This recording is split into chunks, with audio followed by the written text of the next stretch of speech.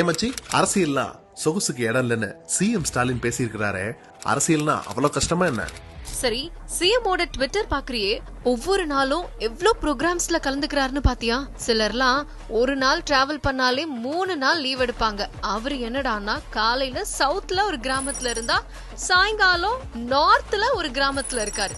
இப்படி இந்த வருஷம் மட்டும் கிட்டத்தட்ட 15,000 கிலோமீட்டருக்கு மேல கார்ல மட்டுமே டிராவல் பண்ணி தமிழ்நாடு முழுக்க நலத்திட்ட உதவிகள் வழங்கியிருக்காரு. இதெல்லாம் பிசிக்கல் ஸ்ட்ரெஸ்னா அதுக்கு மேல நிதி தராம இழுத்தடிக்கிறது, வரி உரிமையை பறிக்கிறது, திட்டங்களை வரவிடாம தடுக்கிறது, ஆளுநர் மூலமா ஓயாம தொல்லை கொடுக்கறதுன்னு தமிழ்நாட்டுக்கு எதிராக அத்தனை வேலைகளையும் செய்யற பிஜேபியோட பொலிட்டிக்கல் பிரஷர். மத்த ஸ்டேட்ல எல்லாம் இப்படி பண்ணி மொத்த பொலிட்டீஷியன்ஸையும் தன்னோட வழிக்கு கொண்டு வந்த பாஜகவால ஸ்டாலினாலதான் தமிழ்நாட்டுக்குள்ள வர முடியாம வழி தடுக்கப்பட்டிருக்கு.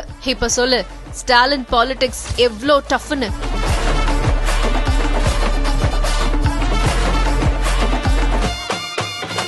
அதுவும் சரிதான். இந்த வருஷம் ஸ்டாலின் செஞ்சதுலயே தரமான சம்பவங்களை சொல்ல பார்க்கலாம். செஞ்சது எல்லாமே தரமான சம்பவம் தான். அதனாலதான் தமிழ்நாடு வரலாறு காணாத பொருளாதார வளர்ச்சியை அடைஞ்சிருக்கு. ஓகே 11.19% பொருளாதார வளர்ச்சியையும் 16% GSTB வளர்ச்சியை நானும் சொல்றேன். ஆமா, ஆனா இப்போ நான் சொல்ல போறது என்னோட ஃபேவரட் மொமெண்ட்ஸ்.